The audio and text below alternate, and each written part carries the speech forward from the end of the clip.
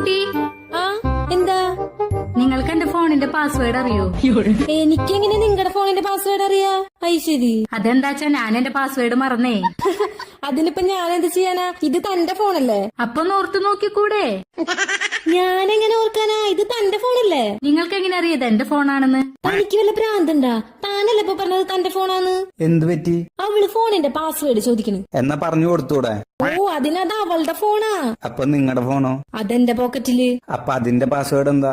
അതെന്തിനാ ഞാൻ നിങ്ങളോട് പറയണേ? എന്നോടല്ല, ആ കുട്ടിയോട് പറ. അവളോട് എന്തിനാ പറയണേ? കാരണം ഞാൻ പാസ്വേഡ് മറന്നില്ലേ. എന്നാ അടിക്ക്. 2234 2234. ആ, ഓപ്പണായി.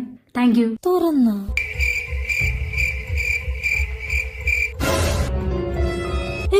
അവളുടെ മോഡെന്താ ഇവിടെ?